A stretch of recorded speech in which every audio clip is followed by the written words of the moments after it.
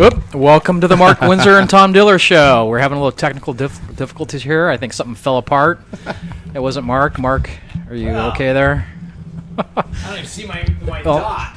Good afternoon, everybody. Thank you for joining us. This is Tom Diller, and Mark Winsor is jumping on right now. Here we go. That's one of the funnest experiences I've had in a long time right there, the microphone dropping on my lap. That's the first time I've seen Mr. Windsor have a faux pas on the radio show. Well, usually he's composed. That's because he's ready to rock and roll. That's because he wants to slap me. I think so. It was a great show right before this show. We caught a little bit of it as we walked in. It wasn't very good. Definition of great's interesting. Yeah. I can tell you that, I was being kind. Don, you've been a popular guest. Oh, thank you. So we've had requests to have you back. In fact, I have people who go and try to find that old program, that first one we did, and it's. I can't even find it. Yeah, I'm serious about that. I don't know what happened to it.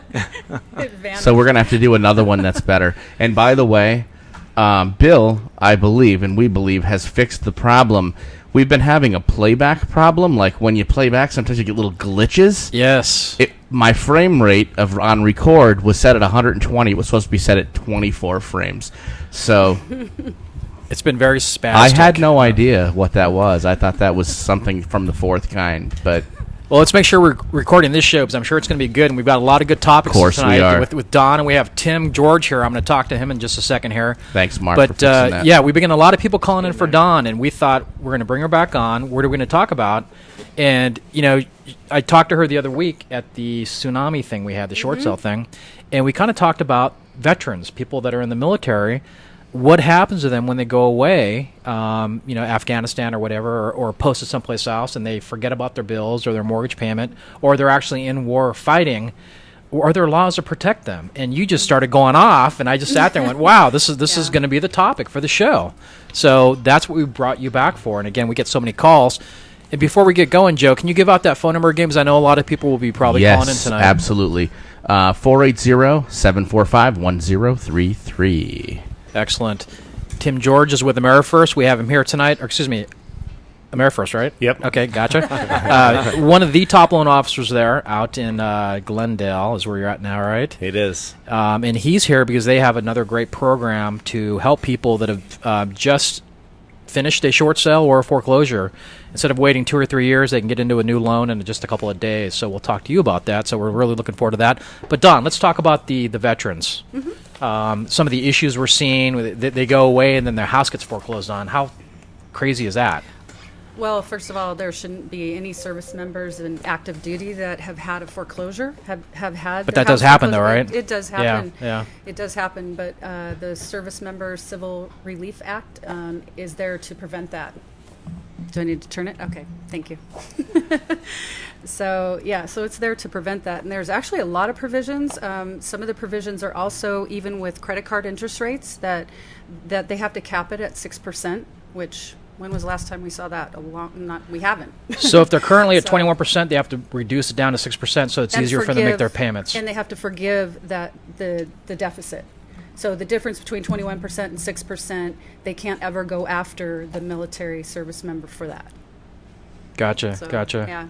So inherently, what are some of the issues that they're coming back and their credit's ruined forever and ever and ever, and they don't know that they can actually make one phone call and get it all fixed? Yeah, well, they basically need to. There's a couple things they need to do. So first, they need to set a active military alert on their credit. So what's good about that is it's basically the same effect we have of opting out. So opting out means that the bureaus won't be selling. I've never heard of that. Yeah, so they're young That's kids. amazing. So here's a 19, 20-year-old. I don't think they know that. That's what here's a 20-year-old going in. So if he doesn't proactively do that, when he gets back 3 or 4 years from now, is he hosed? Well, the good thing that will happen is it's a flag that says you're active military. So it already gives you, it's a good thing to do. It keeps the bureaus from selling all your information. It keeps... So they flag it. How do they flag it again? It's an active military alert. They just contact the bureaus. All right, now I want to know. I want some callers to call in who are in the military to tell me if you knew about that. Yeah, so it's a good idea because it can prevent identity theft. It can prevent basically no one can access your credit file without amazing. Your permission. I had no idea that was even available. I'm just wondering. I'm wondering if they tell the military people when they enlist? Is that one of the orientation meetings they go to? I don't know. I mean, I just had a guy he's in the National Guard. He's joining the National Guard.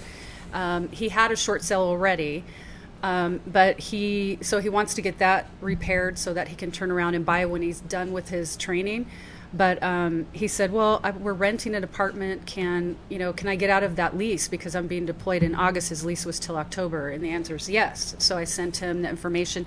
Now, he has a legal advisor in the military that I'm sure they can answer some of those questions. But, there's actually quite a lot of protections in place for our active military. So it's really good. Well, I'm certain the JAG officers know about it. But the real question is whether a normal...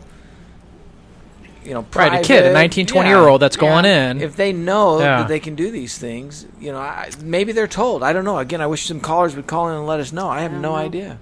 I don't know. I think at that age, a lot of people at that age don't understand a lot about credit and the importance of credit, so they're not as much tuned into that as maybe some other aspects of their, deployment. So.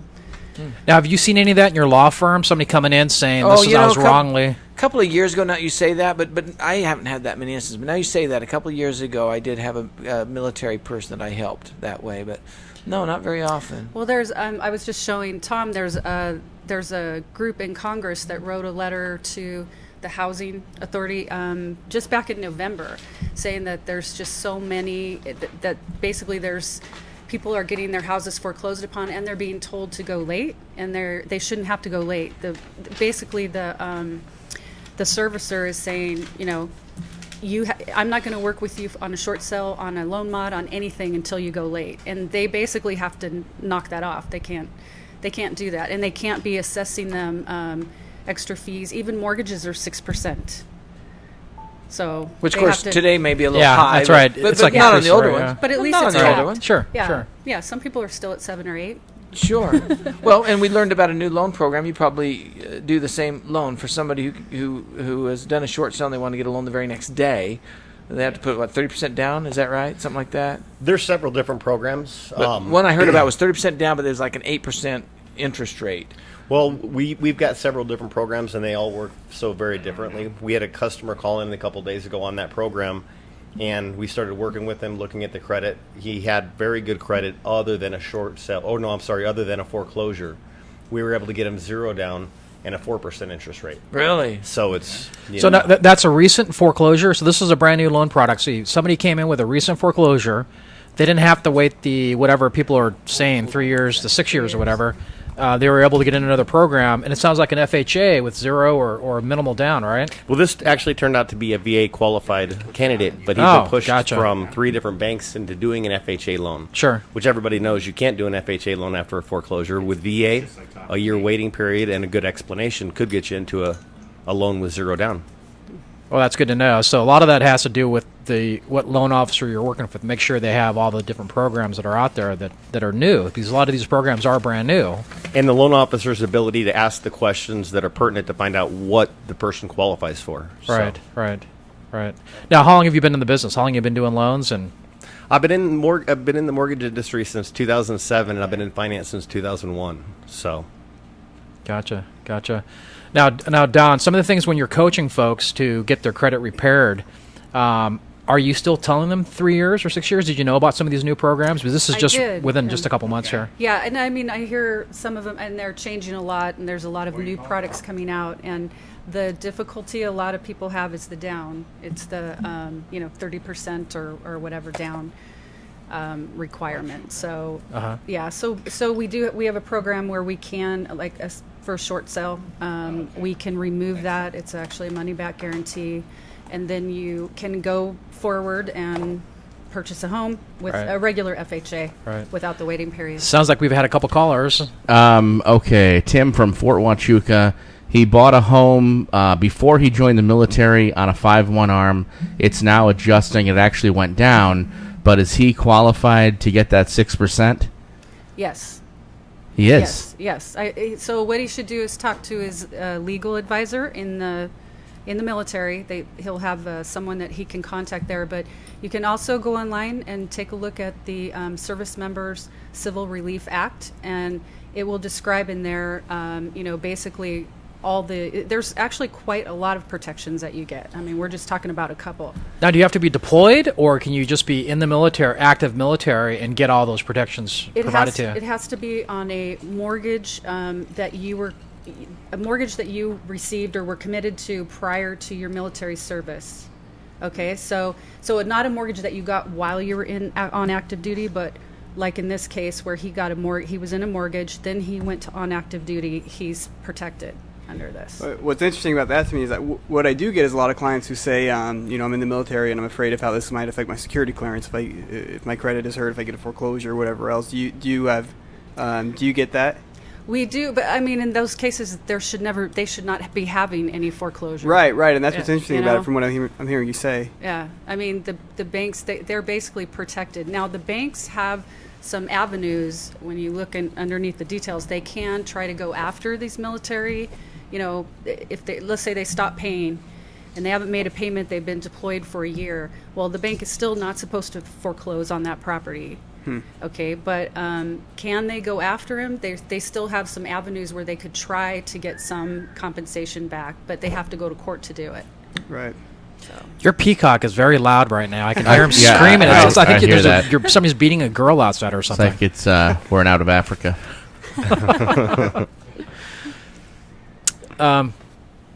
Tim, we brought you all the way out here from Glendale to beautiful Santan Valley. I'm excited to be here. Oh, good. Talk a little bit more about the freshly out of short sale, some of the qualifications, if they were late or a strategic default short sale where maybe they weren't late on the payments. Does it really matter there? FICOs, what that means, that sort of thing? FICO scores are pretty important in lending now, but with like our 1 day out of short sale, 1 day out of foreclosure, there's no FICO requirement. So that's one avenue that we would look at. But a lot of times what we're seeing is that somebody did have a short sale and they're letting us know up front they had a short sale. We look at their credit report and it's not being reported as a short sale. So a lot of people just in general that haven't looked at their credit report to see how things have been reported have no idea what they actually qualify for. And because there's no spot on the mortgage application for, asking, did you have a short sale, they're not technically committing mortgage fraud. Mm-hmm. So, give us an idea of what kind of. You said there's several programs, and you mentioned the VA loan, of course. But other than those who could qualify for a VA loan, what kind of interest rates do you think they'd be looking at? What kind of down payments if they want to get into a loan quickly after a short sale or foreclosure? It all depends on the scenario. We look at everybody. We look at their FICO. We look at their past. If they've had bankruptcies, what the risk layering is, and that's how we determine the interest rate and the down payment. FHA, though, has a program where somebody could have a short sale, not be late on any of their payments, and as long as they're not taking advantage of the market, the government allows them to have an FHA-insured mortgage, which is still a 3.5% down, very low 3 to 4% interest rate.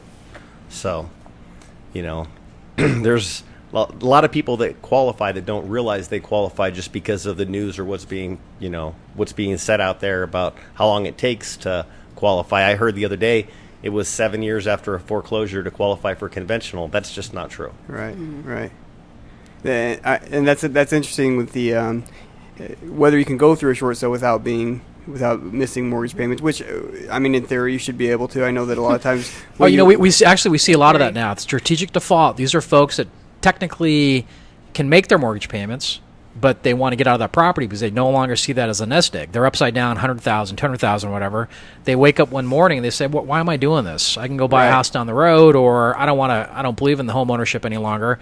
I'm out of here," and they make their payments up to the point where the house is transferred or sold to somebody else. So that can happen. It's more common now than it used to be. Yeah, and I think that you have to be willing to not listen to the first guy that you get on the phone. Exactly. If you move, the more you move up the chain, the more they'll tell you, well, it's our policy. The banks will tell you it's our policy to not ever tell somebody to be late on their mortgage. That's not what the first guy will tell you when you call him. So I think you have to be savvy about it, to have people savvy on your side. And not only that, their policies aren't always legal, or I don't think they're going to withstand some of the challenges that are going to go through the courts, but it'll take probably 3 years before we see some of that. Mm-hmm. But for example, on the mortgage reporting, they're reporting egregiously incorrect. Okay, so you have a short sell, but it'll basically say foreclosure proceedings started, for example. Okay, which means that when you're going through desktop underwriting, the automated underwriting to get your next loan, even though it's been 2 years, you've had a short sale, flagged. It will not go through because the word foreclosure is in there. Well, the word foreclosure is in there because you were starting to work a loan mod with them. That didn't work, so you're starting a short sale. Well, in parallel, the bank is putting another process in place of foreclosure proceedings as their own backup. It isn't that you went and started working with them on a foreclosure. You're trying to work with them, but they're starting that process in parallel. Whoever gets there first wins, right? Okay. So that kind of reporting, all three of those departments in the bank are reporting separately. Right. And they're all dinging your credit in multiple ways. It's not correct. Right. But so we see almost pretty much every mortgage that we see reported is incorrect in some aspect. Well, we had another caller. Didn't want to be on air? No, and this one sounds like a legal question here. Benny wants to know if he can quitclaim his home that's on an arm to his brother who's in active duty. Will he then qualify for the 6% fixed? You can do it. I can answer that one. Yeah. But go ahead. If he could, then I think there'd be a lot of people out there in a better situation than they are. I think the key is all that has to happen prior to the active duty is what you said earlier, right, Don? Well, But I people, think first the of all, key they is forget. quick- They forget that title there's title versus and loan. loan. So Sure, that's what they're right, forgetting. right, Yeah. right. From a legal stance, owning the property and having a loan on the property are two completely different completely. things. And once your name's on the loan, you can't transfer The loan. the loan. You know, I was talking to somebody just the other day who they're getting in a divorce, Divorce, and in the divorce decree says one spouse is liable for the loan. And so the other spouse says, woohoo, I'm free from the loan. But and not. I had to Until they break- get the judgment. I had to break the news to him. No, I don't think so. You're still on the hook if he doesn't pay. Because she was thrilled because he was going to file bankruptcy, so she was going to be free forever. And I said, no. We It see doesn't work it that all way. the time. It's with divorce, and Yeah. people really. You would think they would understand after going through that process, but there's somewhere things are getting lost in translation because they come out of it thinking that, why is this on my credit? It was in the divorce degree. It's like it has nothing to do with. I don't care if you quit claim the deed, whatever you did. You didn't refinance and put yourself only on the mortgage. Well, I think that there's a lot of great divorce attorneys and family court judges who are great at what they do, but aren't necessarily in touch with what's going on in the real estate world. So they think you put that on there, and that's good enough. So, Yeah, that's why it's very important to get, when you're looking for an attorney, make sure it's specialized. Real estate attorney, family law attorney, slip and fall attorney, whatever the heck they're called, that kind of thing. We actually don't Do use you the word agree? specialized. Specialized, very often. right? Okay. That's not a word we But you're use. specialized, though. You are, aren't you? Or No. That's you can do a lot of stuff. I know that. I know, but the word specialized in the law is a term of art that means you have different designations. Oh, gotcha. So we say our gotcha. area of practice practice focuses on a certain area, which is totally different. Right. Concept in the vernacular, if you will. Gotcha. So I'll never call you a specialist. Yeah. Ever again. Well, I wouldn't have been anyway. Even right. Yeah, you are. In Could have our eyes, said you're a that. specialist. So interestingly, though, if somebody finds themselves in these challenges with they've divorced and they're on the hook still, what do they do credit-wise, or can they do anything credit-wise? They can. I mean, unfortunately, they have to approach it. They have to get their credit report, and whatever got on there from whatever happened in the divorce, they have to deal with it. I mean, they have to, and there are things you can deal. There is no argument that says, "Hey, we had a divorce decree, so why is this on my credit?" No, you have to go through other processes. But is there a way to get off late? So let's assume that in a divorce decree, a certain credit card was supposed to be one spouse's, and the other spouse believes it's being paid, and all of a sudden they find out that it wasn't paid, and they find out, of course, after all the lights are hitting their credit. Right. Can they do anything about that, or are they just stuck? They can. I mean, what our program does is we do dispute that, and we're basically asking for proof that the lates did happen. Sometimes they provide that, but it's only probably 1% of the time that they So actually you have a provide 99% chance of cleaning that mess up. 99.9. Right, because then we have to basically, we take the proof, that we didn't get any proof, Yeah. and then we go back to the bureaus with that, and then we will also, we have an attorney firm that we work with that will take that forward and dispute under the Fair Credit Reporting Act. Now, it's a different story if you're getting a loan. You can do explanations if you're getting a loan, isn't that right? Yeah, absolutely. If you were getting a loan per the Federal Housing Administration in the divorce, the one house and the note was awarded to a spouse, we can exclude that liability. If they did go late and there was late payments, we could actually take that off and do a rapid rescore. So legally, I guess it's a little different than... Sure. So it sounds like there's a legal answer, a credit answer, and a get a loan answer. Right. So are you saying the debt ratio doesn't count? So if the mortgage payment was $1,200, it won't count on the spouses that's supposedly not supposed to make any of the payments, so that's removed out of the debt ratio? Correct. We would order what they call a supplement. We would actually remove the entire trade line because legally we can do so with the divorce decree. Gotcha. So. Looks like we got another call that came in a couple seconds ago. We did, and thank you, our last caller, Benny from Abilene, with the quick claim question there. All right, Carrie from Phoenix. Can Dawn get a huge federal tax lien off my credit, also a student loan, so I can raise my credit score? Okay, well, I can tell you that if it is a paid federal tax lien, yes, I can get it off. Didn't sound like it was. Okay, well, it is a little, but just so you know, it's a little known fact, actually. Last February, the IRS sort of strong-armed the bureaus into agreeing to remove a paid federal tax lien from your credit report as soon as it's paid. So that's the only item that the 7-year to 10-year rule doesn't apply. Wait. Let me get this straight. Get this mic back. So if a person has a tax lien and they pay it off. Federal tax lien, yes. Federal tax lien. Mm-hmm. They shouldn't have a state tax lien. Those are so little anyway. If you can't afford that, don't worry about your credit. You got bigger problems. Yesterday I was dealing with a $500,000 one. So state one? Yeah. Wow. Okay, how does somebody get a 500? Their federal must be incredible. Yeah, well, he just went through an 18 million BK, so... Holy crimey. Well, maybe a sales tax. Well, that's different. By the way, was it sales tax? I don't know. Actually, we got it removed. We got it removed completely. Yeah. All right. I retract my statement about this.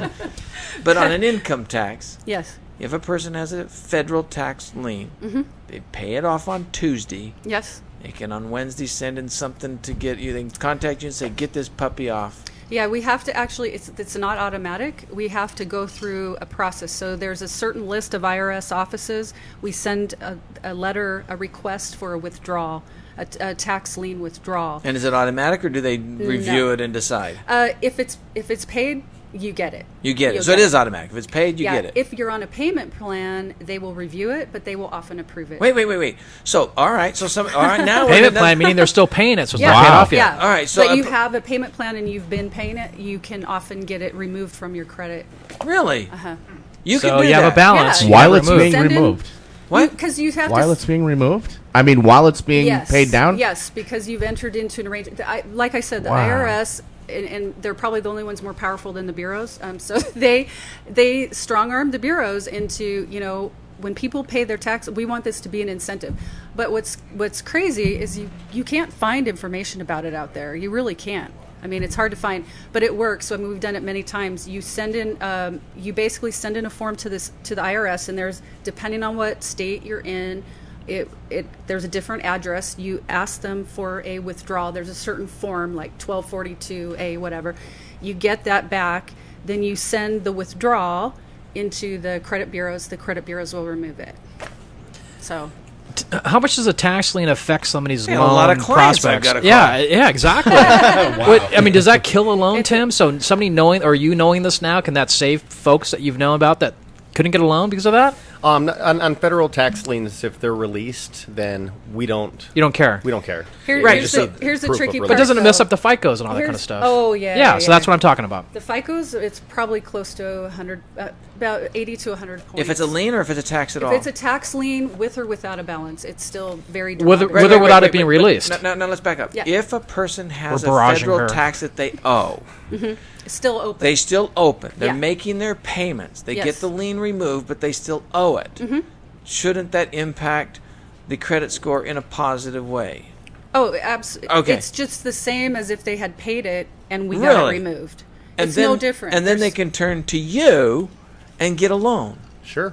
Yeah. Man, I got to call some clients. That's Well, all. I had so it no helps- idea. That was a good question. Okay, so here's the other thing, though. Who asked that question? That was great. I did. That was Carrie out of Phoenix. Carrie, we love you. And Mark, right here. Whose lips were moving when you heard it? Okay, but one more thing I want to add to that, an interesting note, is that the courts, when you see public records listed on the credit report, none of those are placed by, it says the data furnisher, Orange County, whatever, placed a tax lien, federal tax lien.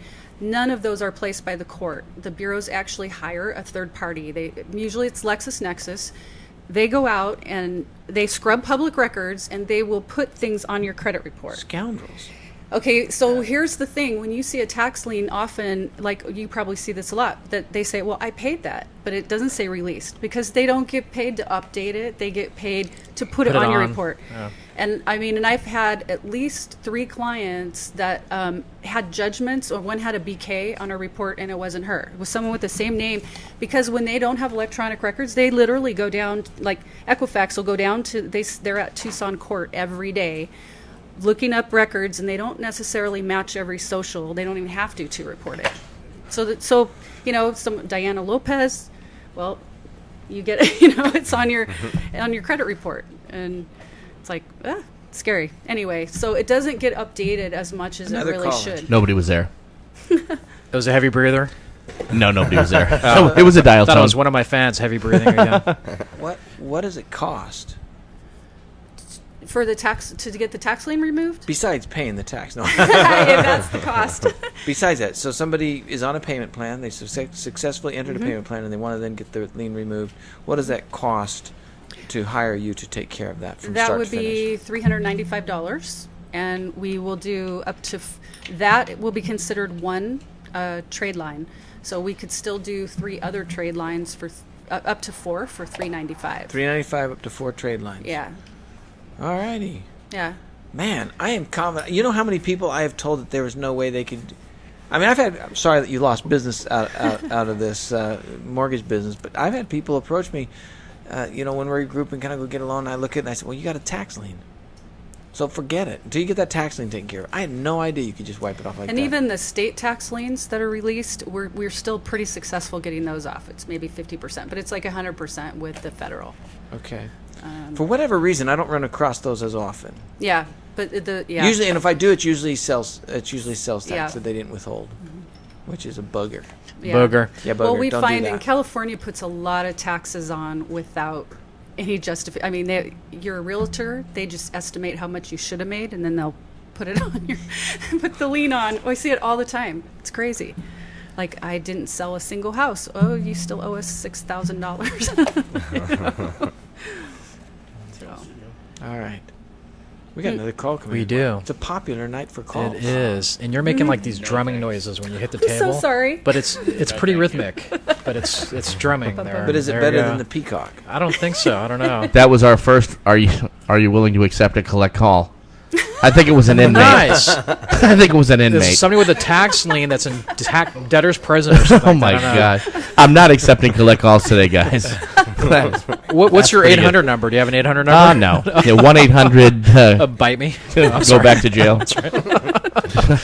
Now, I Funny. Oh man. Well, I it's don't just even know about what to say to that. 5:30, so time's flying by. Do we have to break the sponsors here, or let's do a sponsor why don't we break. do that? So thank you for joining us. We'll see you in just a couple minutes here. We do encourage you to Yeah. support our sponsors. That's how we stay on the air. Join us in just a moment. Are you having plumbing or septic problems? No worries. Call Cartwright's Queen Creek Plumbing and Septic Service. Been in the Valley since 1996. Family owned and operated. Proudly serving East Valley and surrounding areas. With a full range of services from drain cleaning, septic tank pumping, general maintenance and repairs, inspections for the sale of your home. They provide excellent and courteous service for all your plumbing and septic needs. We're not satisfied till you are satisfied. Licensed, bonded, and insured. Call today. Cartwright's Queen Creek Plumbing and Septic Service. Contact Denise at 480-987-8051. That's 480-987-8051.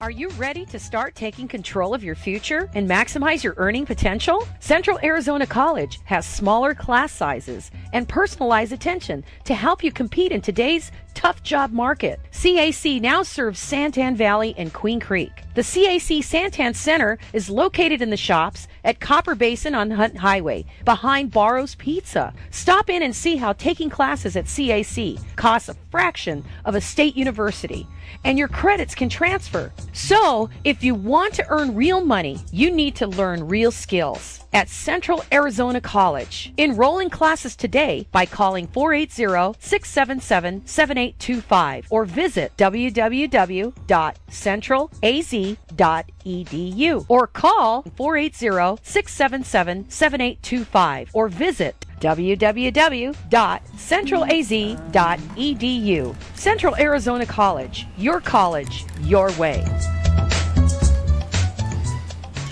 Welcome back to the Mark Winsor Show. This is Tom Diller, your co-host, and Mark Winsor. We're sharing a mic over there. That's why Mark's not being as vocal as he usually is. Will you look at the screen, though? Look at what it's called. What's it called? Did we change the name? Yeah, the Winsor and Diller Show. Very Winsor cool. and Diller I'm Show. feeling really cool. Now, I was going to put your name first, but Joe was already typing. I didn't want him to have to. I said no way. I didn't No want to way, have huh? to backspace. Just didn't at feel all. right.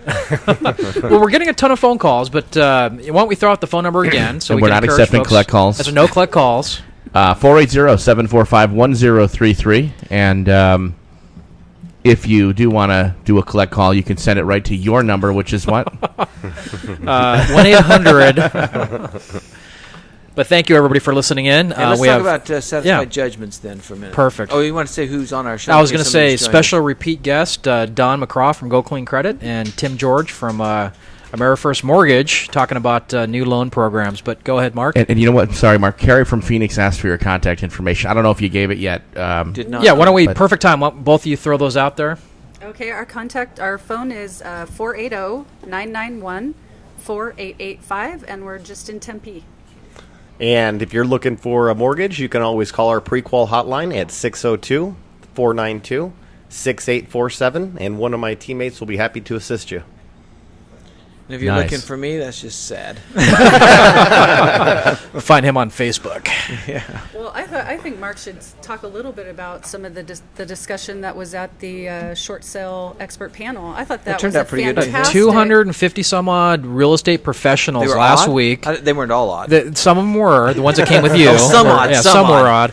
odd. 250 folks, real estate professionals. We had a tremendous panel, including Mark Winsor, our commissioner of Arizona was there, Mary Frances Coleman, Jim Eckley, Paul Valentine. It was a good balance. It was a Four great attorneys, balance, a lot of good back and forth, and a lot of interesting stuff you guys talked about. Stuff that were myths and misnomers that are still out there that are plaguing our community that realtors didn't even know about.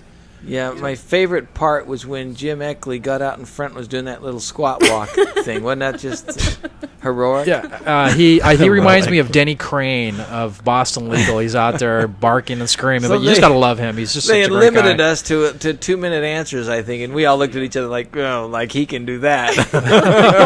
Add a zero. Well, you know, he's so experienced and has Yes, such knowledge. right. He's just been around the block so many times. Right. You know, the guy that I was sitting next to in the audience was his client that is in the courts right now. Where the appellate court The appellate client? court, yeah.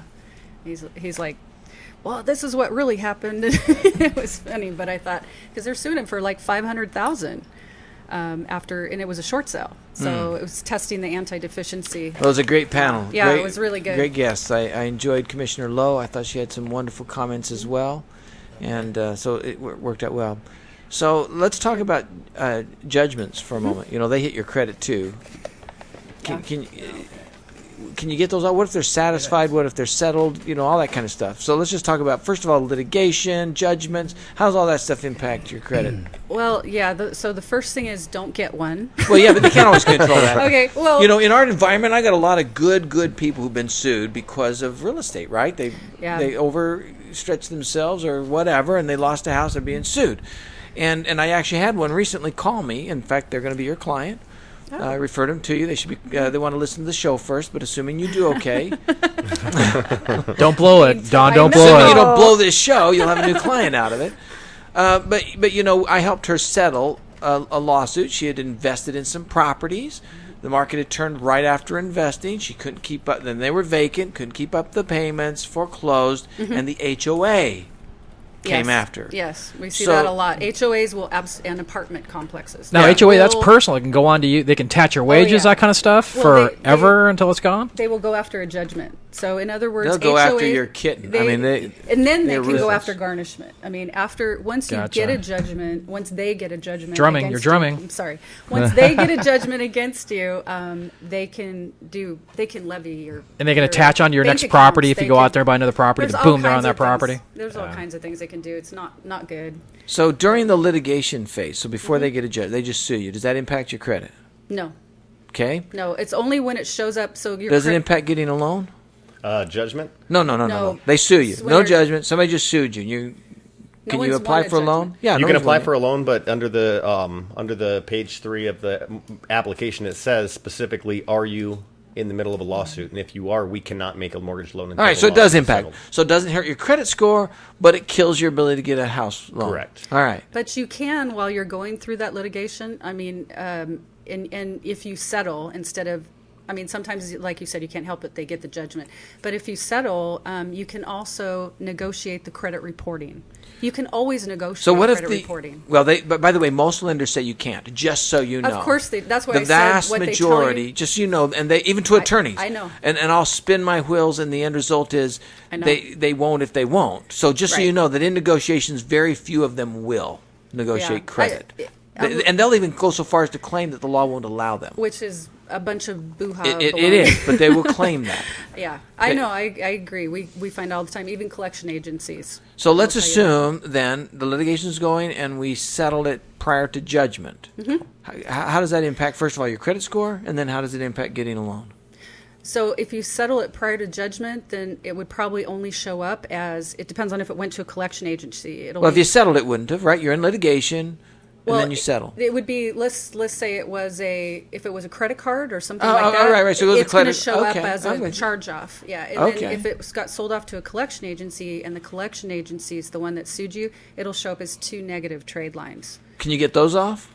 You can. I mean, you have. It isn't. I mean, I have negotiated even to vacate a judgment, even to. I mean, there are ways you can negotiate when you're still owing them money. There is some leverage that you have. When it's already done and paid, you're not. It's very, very difficult. Before you jump into that, we just had another caller. Perth May, I believe, was the name. Vancouver has 6 houses in the Phoenix area. Wants to know, is it still a good time to buy property there in southern Arizona, or did I miss the boat? Well, that's kind of a realtor question. We don't have a realtor tonight, but we usually do. Yeah, we can give our opinions, though. Yeah, absolutely. Yes, I believe it is a good time. The rates are unbelievably low, even for investment property. The properties below, say, $100,000, a lot of those are gone, so you may have missed the boat on those. On the lower end, the $80,000 Arizona properties that are 3-bedroom, 2 bathrooms, a lot of those are gone. The ones in the higher end of what I call the sweet spot, $250,000, $300,000, or $350,000. There's properties out there. Inventory is very low right now, so we're seeing multiple bids on properties. So is it a good time to buy? Yes. It's a little more difficult because of the multiple bids, but go out there, buy in Arizona. I think it's a great place to be with the rates being so low. So my answer is yes. Mark, what's your answer? Absolutely, and you can get creative. For example, there are those people who are sitting right now in a house that they haven't decided what they're going to do yet. And it's not that difficult to find them. So those are the people to approach as well. They haven't made a decision yet. So you get into, you slide in before all the wolves come. Right. So, and there's seller carrybacks happening right now. That's seller carrybacks. If somebody's interested in that, you don't typically get as good of a price. But again, I don't think we're in a market yet where the price is getting out of hand. We may get into that market at some point. Yeah, I think right now what we're seeing is rentals are now skyrocketing the value of apartments. It's becoming almost better to buy. There's certain areas, like I saw a report in Yuma, where in that area, it is much cheaper to shell out the money to buy a house than it is to rent a property at the same price, an apartment. So that's happening here in Arizona at this point. So yes, it's a great time to buy. Good question. Yes, I'm eating ice. All right. I was just getting famished in my Does mouth. that mean like he's got a fetish or something like that? Oh, I'm Something sorry. like Family that. show. So you see, I didn't even understand the comment. Was it a vulgar comment? I missed it. It could have been, but it wasn't. All right. I thought Joe was going to jump in, but he didn't. All right, Not tonight. I Sorry. didn't even understand the comment.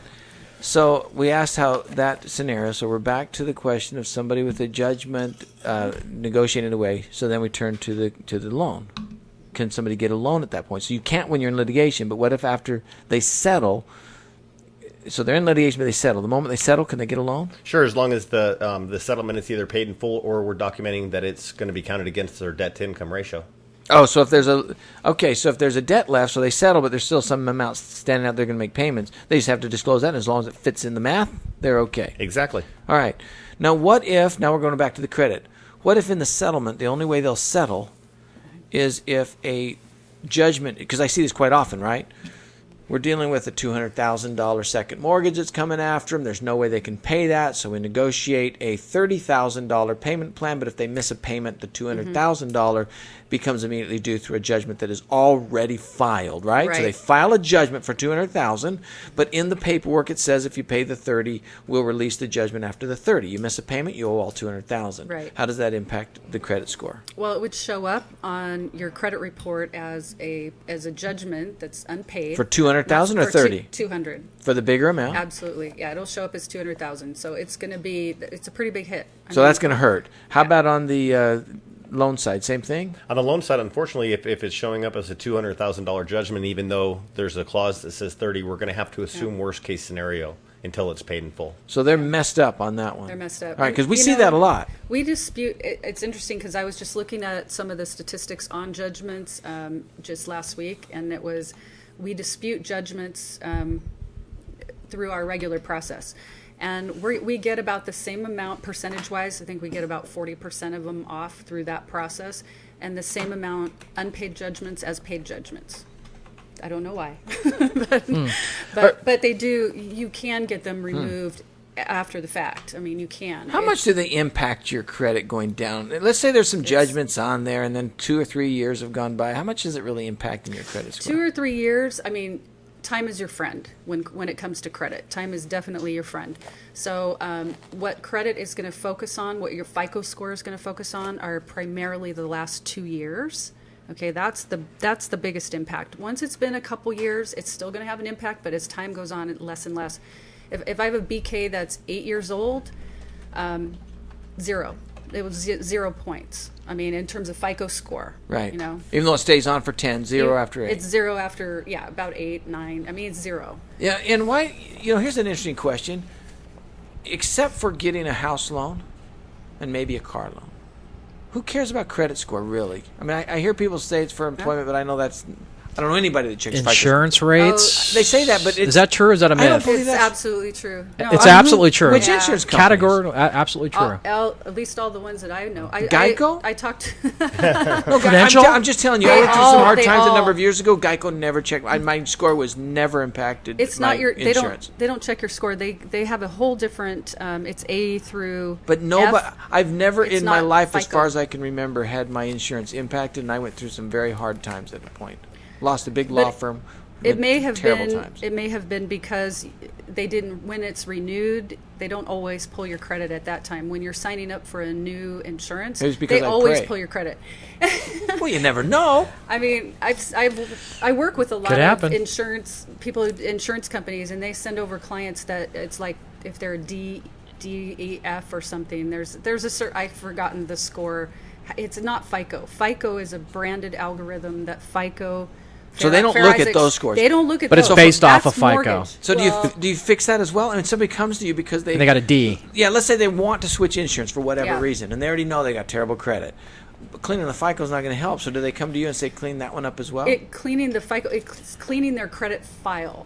Okay, the credit file doesn't exist. It's a bunch of data off in ether space. Okay, and at the time when somebody goes to pull it, if you're going to pull a mortgage one, it'll go through that. Whatever that process, it's going to pull certain data and it's going to calculate a FICO score. If I'm pulling it for insurance, it's going to pull other information and it's going to calculate pulls an it off the insurance same score. Based on the database. credit history. Based on your credit file, all your data out there. Okay, Well, but who has it's the only a data? snapshot. No one has a data. Well, sure, we got Right, the 3 bureaus. TransUnion, Equifax. But they're all off in these databases. There is not, like right now, I don't have a credit report that exists, okay? When you pull a credit report, it's instantly grabbing all that data, and it's just giving you a snapshot. So my score could change 100 points in one day. I mean, I've seen it. Many of you've seen it too. Because it's only looking at, it assumes that whatever is reported is correct, and then it calculates that based on the FICO algorithm. Tomorrow, if this judgment is removed, it's going to assume that that's correct, and it's going to calculate it based on FICO algorithm. So there's 100 points. That's now, that's how not it works. the same on getting a loan, right? Because you guys ask historical stuff. Well, on like with FICO, it's a little different. When I was in the car industry and I was finance director for Midway Auto Teams, we looked at nothing but the car score or the auto score. An auto score, sometimes somebody will come to me and say, my auto score, well, I just pulled it, it was 900. So your FICO's not 900 because it doesn't exist. So the car credit, the insurance credit, the different, even people that go on to myannualcreditreport.com and they pull their credit and then call and say, I'm a 704.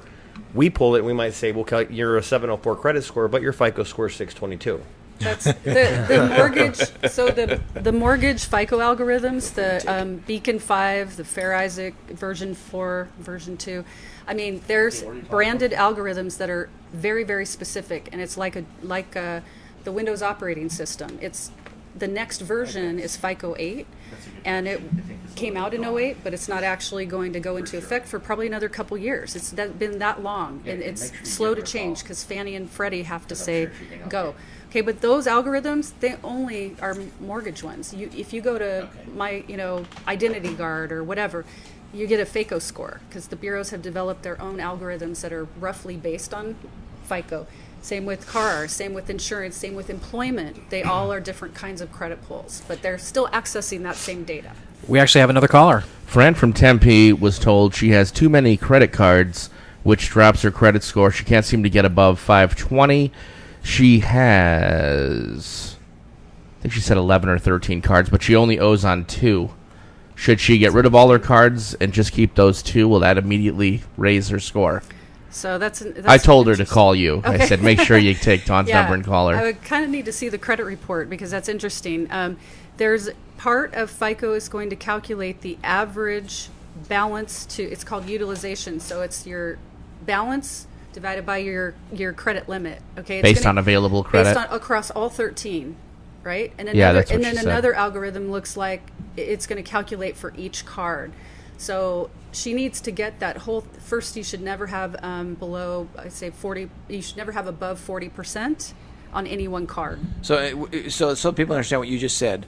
So whatever available credit is, like if you have 1,000, you shouldn't have more than $400. Exactly. You should be under that 40% level of what you borrowed. Always under that. So rather than just pay one card off, pay off several down to that level, right? You're actually, she would be better off if she could move some of that debt over to the other cards to balance it out. Cash advance from one to bring down the... But 520, there's got to be inherently something majorly wrong, like a repo or something. Well, probably because if she hasn't... There's lates or it's a derogatory on the right cards. Now, closing a couple cards could actually hurt her credit in the short run. Yeah, actually, so that would probably be the last thing she'd want to try at this point. So closing cards, as long as you are financially responsible, okay, you should never close your cards because it's actually reducing. There's 15% of your credit score is the length of your credit history, and part of that is your open credit history.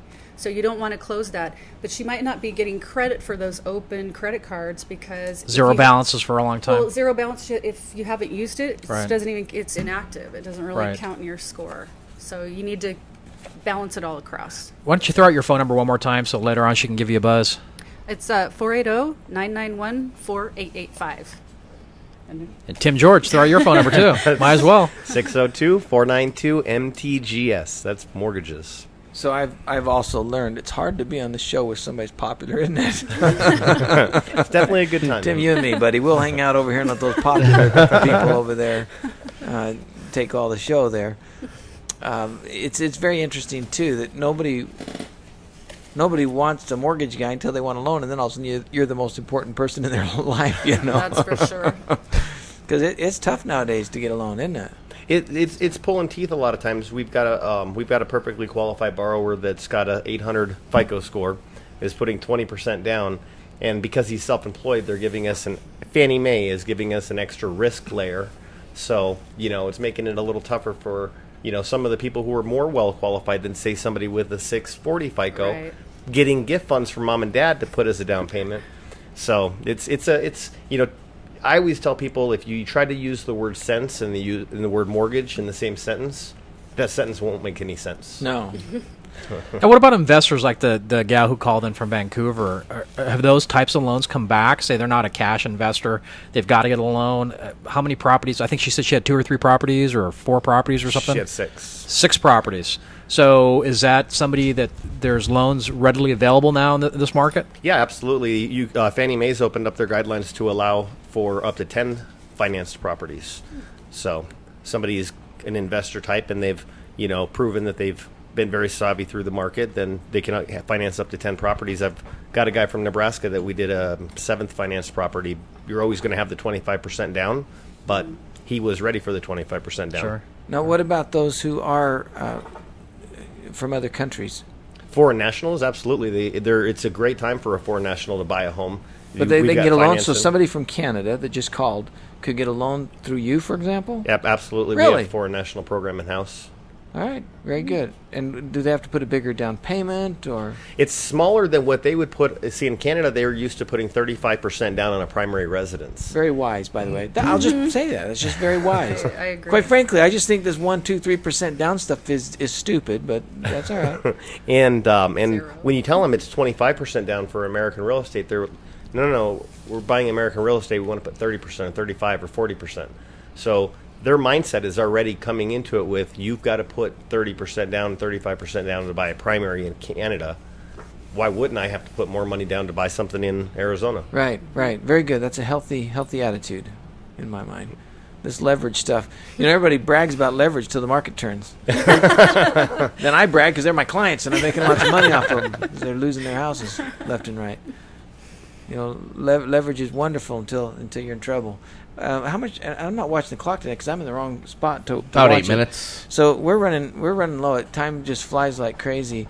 Tell us then, Tim, what are some of the more popular loans available for people that they need to know about? Well, I would say FHA, VA, USDA. USDA, you can literally do. It's like a meat loan. It sounds like. It does. Do they have a sound like USDA it's, choice? I'm just curious. Do they have a USDA choice loan out there? That they ought to if they don't. A USDA loan offers a zero down program. A lot. After I just said it was stupid. But we have for you. Yeah. It's stupid, but not for you. They have the zero down, $500 out of pocket, and they let you roll your closing costs into the loan as long as the value is there. So Yes. Now, I must say, if somebody's renting and they're paying $1,000 a month, but they can get a USDA loan at zero down and pay $600 a month, it's no longer stupid. I do admit that. Oh, yeah. Plus the tax advantages and all that. Yes. It becomes a win-win 'Cause I do situation see for everybody. people- I know a guy who got a new loan. He's paying like $360-something bucks a month for principal and interest. Yeah, we Holy moly. We're partnered with a builder right over here in Santan Valley, LGI. They came out of Texas. It's their first subdivision they started here. Well, you It's can't say their all name. They rent- have to pay us now. Oh, I'm sorry. Oh, No, I'm just LGI? kidding. I'll send them a bill. Yeah, there you go. But it's exactly that. It's sort of, the people are renting, they're paying $1,200 a month. They can buy a house for $500 down, and actually that covers credit repair. We actually work out a deal. And with it is them. a beautiful So let me subdivision And right around the they- corner. Yeah. Is it beautiful? It is. It very really nice. Is it It's just a bunch of beautiful. tract homes? And they throw in a hot tub, it's a right big next to screen, the and little a- butte, right? Yeah. It's Set very them nice, nice. actually. No, And they're they building have the suit. Granite Yeah. countertops, nice. I mean, it's Yeah, but I got to nice. say that one thing about Arizona that I don't like is the tract homes. And I live in a tract home. Yeah. But it's We all live, and- except for Joe. yeah. I live in the doghouse. He lives in the track compound. He lives in a compound with But, ostriches. And I miss The the menagerie. variety at times. If you Yeah. want variety, you have to look at different shades of gray and of tan. okay, but versus an apartment.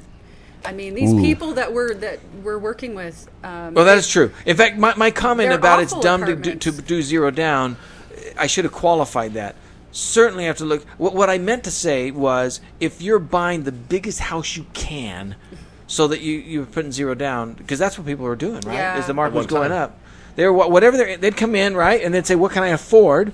And they would get the biggest thing they could afford, and the little down. I just think that's Which dumb. is one of the best things that's happened because of this whole mess with our economy. Is I don't think people are not looking at real estate the same way. They're Many not of looking them. at credit cards. Well, I think a lot of people, right? They're not We should maxing take a out their survey. credit cards. How many people have actually changed how they view finances because of what we've gone through? I hope. Yeah, I think most people are more cautious. All right, in this room, I'm yeah. definitely 1, more 2, 3, cautious. 4, I certainly five, have six, too. seven. There's 8 of us in this Absolutely. room. All right, everybody who now has a different view on how you treat your finance, you're more conservative on finances, raise your hand. We'll do a poll. Yeah. Except for All right, Tim. we got 2/3. 6 out of 2/3. 6. That's pretty Right. good. Right. Yeah, definitely. I think it was a good. Bill's wake-up over there call. saying, "Somebody talking to me." He has no idea what we're talking about. I want to work on the computers. End your show. Hurry. All right. Wonderful. The USDA loan. Now that's limited to where you can borrow, right? Yeah, there's certain places in this area would probably be Santan Yeah, Valley, Santan Queen Valley. Creek. There's probably a lot of places Buckeye, here. Yeah. yeah, Buckeye. Are you talking about the Area 51 homes? Yeah, those have special loans. Those have special loans for them. You have to use monopoly money for them. Gotcha. for your Those are down hard payment. money. Now, is Maricopa still USDA or no? I believe it considered- is. Oh, is it still? Okay. Yeah, and there's even Anthem. We did a couple of loans in Anthem where most people wouldn't believe that Anthem is a USDA eligible area. You plug in the address on the computer. Anthem's almost by block, by block, What right? What Not all of qualifies it Anthem, to yeah. be a USDA? Some Rural. bureaucrat went through a map. I am not with a kidding. red Said line. right here. With the red That is line. absolutely yeah. right. It is Really? bizarre. Rural. It's really bizarre. But what makes Yeah, one rural, straight but rural yeah. and one Right, not? right. It is sometimes bizarre. I've got a customer I'm dealing with right now. She's rural. Across the street, her neighbor is not. Yeah. Right. So it is Parts, bizarre there's like a that. small section of Chandler, believe it or not, that qualifies for USDA. Correct? I would believe that. Yes. Yeah. So if you're interested at all, the first thing is just give your address to Tim, let him plug it in the computer and see what pops up. I mean, that's the only way they can show it, right? But you can actually do a USDA refinance, correct? Absolutely. do you have to have a USDA loan to refinance to USDA? No, you can have a conventional or an FHA or VA and refinance to USDA. All right, let's talk about that for a minute. So one of the challenges of refinancing is all the costs and crap they throw on top of it. So how expensive is it for the person? How much will their loan grow? Let's say they have a $100,000 loan they want to refinance. What's the picture going to look like after they refinance?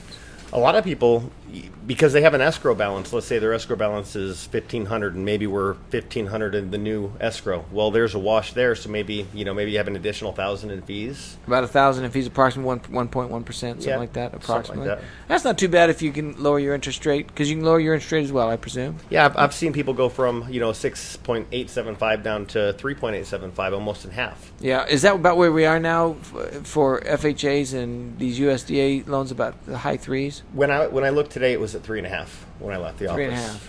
Oh, that's amazing. On FHA. Yeah, that's pretty good. Yeah, it's That's great. good. And when someone Remember told me the day? it'll be in the threes, I would have never. 12 and a half and 2 points when I got started way back when. Yeah, I remember. I 12 and a was half and 2 actually points. entering real estate years ago when we were thrilled that it dropped to 10%. Yeah. Wow. Yeah. We were excited. We can finally get a lot of loans done out there. 20% down and 10% financing, Ouch. countrywide. Oh, I remember that. Remember that company? Oh, yeah. Whatever happened to Zillow? Holy moly. All right, we're out of time. We only have enough time to get a few last comments out. We do want to thank our sponsors. We want to thank our listeners, and what great guests. Hey, if you want to listen to the show again, because I know that a lot of good information was put out to you, just go to kqcklive.com, and you can find our past shows there under archive shows. All right, one more time. Let's give everyone's Now, we didn't promote a guaranteed title as well as That's we right. probably should have. No. And, Well, thank you. you know, Yeah. I must say that I still, even today, had an experience today again dealing with REMA. So just a great place to do business. Well, thank you. with It's a guaranteed title. 35-year-old Arizona company. We're born and bred here. All our management's here. All the money stays here in Arizona. We have wonderful people like Rima working for us.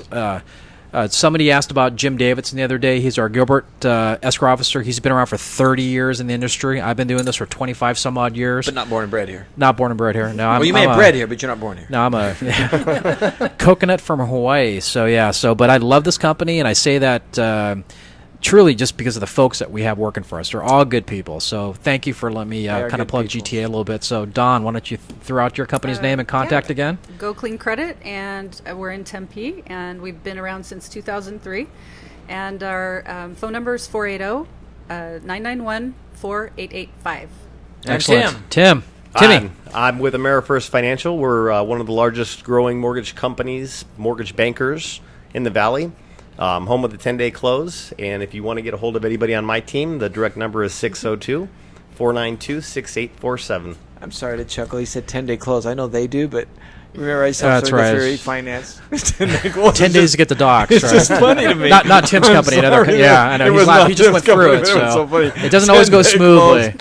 Yeah. That would be 10 Mondays in a row. You need to plug your company, you and Scott Walker. Well, I mean, you guys do a tremendous job out there for the community, and certainly plug your company. Winsor and Diller. And yes, I'm thrilled to have Scott as an attorney that helps us with all the real estate needs, our short sells, and then I just do whatever anyone whatever tells me to do. Right. When the phone rings, I want to talk to Mark. All right, I'll do that. No, I focus on business law and real estate law and estate planning, stuff like that. And then Scott's going to be sitting in on you staying tonight for that? Money and Motivation with Nancy Fleming. Are you staying for Money and Motivation?